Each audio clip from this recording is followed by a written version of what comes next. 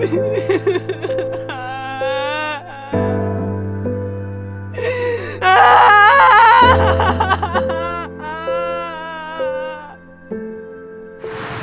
I a murderer? Have I not loved my baby enough?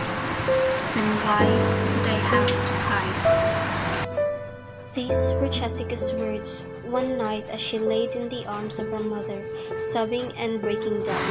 Jessica is a relative of mine who lost her 20-week-old baby due to trisomy 15. For those of you who don't know, trisomy 15 is a genetic disorder in which the median survival time is only 7 to 10 days for the early weeks of pregnancy. It was a miracle that her baby lasted long, but this miracle did not make the story less tragic. She did try to seek for medical and professional help, but she was only met with eyes filled with scrutiny, disgust, and judgment. And so because of this, she had to get a clandestine and unsafe abortion. Jessica did not have the proper time to grieve, because not only did she lose a child, but she also lost her dignity, because people started calling her a murderer. And on top of that, the physical consequences of the procedures were taking a toll on her. And yet, she continues to fight every day. Thousands of Filipinos have gone through what Jessica has gone through. Hundreds of them died. Ladies and gentlemen, this is the reality of today. Women like Jessica do exist, and it is time to hear their voices. It is time to listen to their stories. It is time to make safe abortion a legal option for all the Filipinos who need it, so that one day we can end maternal mortality due to unsafe abortion procedures.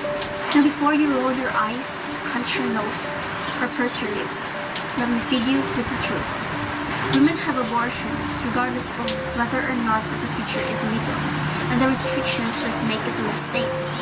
Of the hundreds of thousands of Filipinos who have unintended pregnancies each year, many face a difficult choice.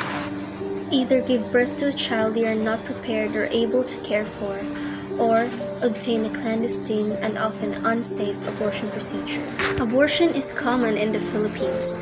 National Abortion Studies estimated a rate of 27 per 1,000 women of reproductive age.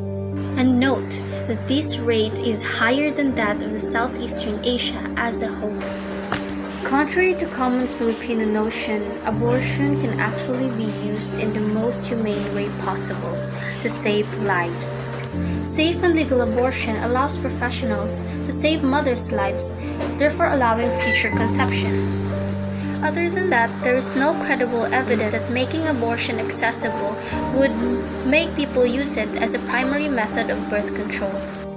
As Jessica said, no one just wakes up one day after being pregnant for 20 weeks and says, "I don't want this anymore." Ladies and gentlemen, as I end my speech, I ask you to open your hearts and minds. Look into your hearts and reflect on this. The Philippines is a hive for thousands of clandestine, unsafe, and unsanitary abortions each year, causing hundreds of deaths.